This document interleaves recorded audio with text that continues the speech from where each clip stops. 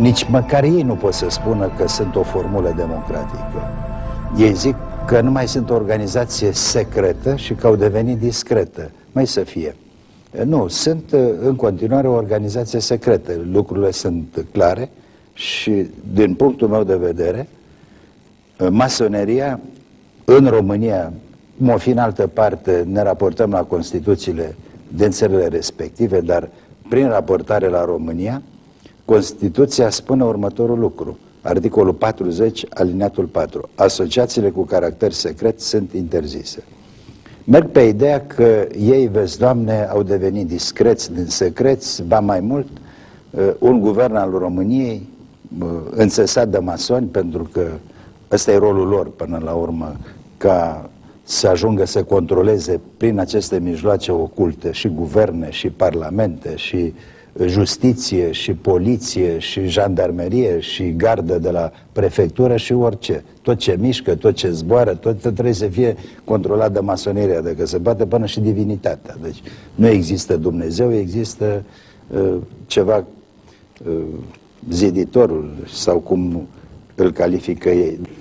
Am aflat însă și să știe că un guvern al României a adoptat o hotărâre prin care masoneriei a fost recunoscut statutul de utilitate publică.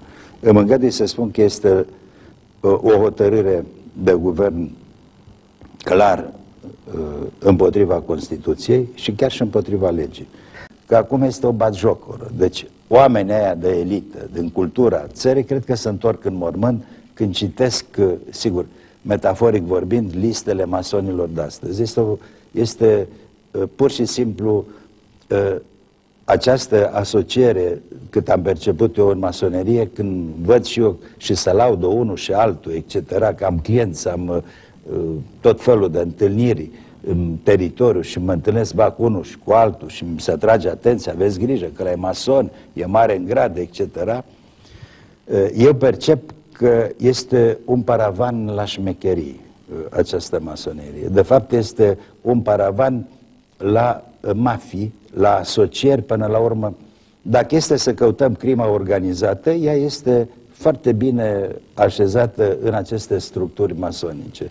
Și acum dați-mi voie să vă fac următorul raționament, mergând pe ideea că nu intră masoneria în categoria organizațiilor secrete. Bun, o fi ea discretă, dar este anticonstituțională chiar și așa fiind. Pentru că tot un text de Constituție spune următorul lucru, tot la 40. Alineatul 2 spune așa, în primul rând, haideți să vedem alineatul 1. Alineatul 1 spune că cetățenii se pot asocia liber în partide politice, în sindicate, în patronate și în alte forme de asociere. În alte forme, vezi, Doamne, ar intra și masoneria. Bun. Dar în alineatul 2 se spune următorul lucru. Partidele sau organizațiile, deci n-am spus de care, organizațiile în general, care, prin scopurile ori prin activitatea lor, militează împotriva pluralismului politic. Odată ce nu acceptă până la urmă că parlamentele sunt create pe jocul politic și vor să controleze parlamente și guverne, e clar că militează împotriva pluralismului politic. Apoi, a principiilor statului de drept, ori a suveranității. Haideți să vedem, de unde încep principiile statului de drept? Păi principiile statului de drept în Constituție încep cu articolul 1. Ce se spune în articolul 1? Că România este stat de drept democratic și social în care și urmează o ierarhizare a valorilor supreme și garantate de Constituția României. Prima valoare care este garantată este demnitatea omului. A doua, drepturile și libertățile. A treia, libera dezvoltare a personalității umane.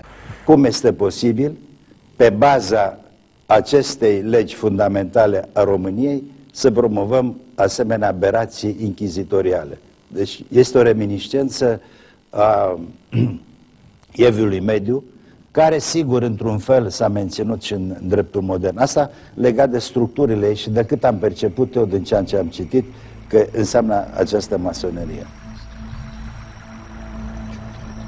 Vreau să știu și eu, ca profesor de drept public, ca om care vrea să fie liber, cum anume o organizație în care se promovează niște ritualuri, niște aberații până la urmă și care nu are niciun fel de legătură cu libera dezvoltare a personalității, ba dimpotrivă, că toată lumea știe că din masonerie ești numai cu picioarele înainte. Unde e libera dezvoltare a personalității?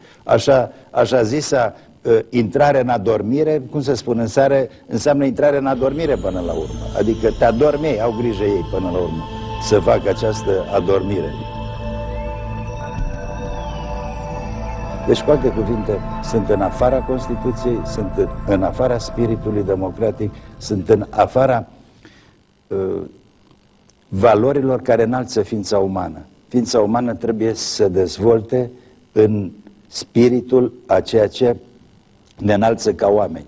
A merge pe acele ritualuri care până la urmă ne coboară, ne duc în catacombe și ne îndepărtează de divinitate. De fapt, trebuie să ne raportăm foarte simplu la ceea ce a spus Kant, la legea morală în noi și la cerul înstelat deasupra noastră.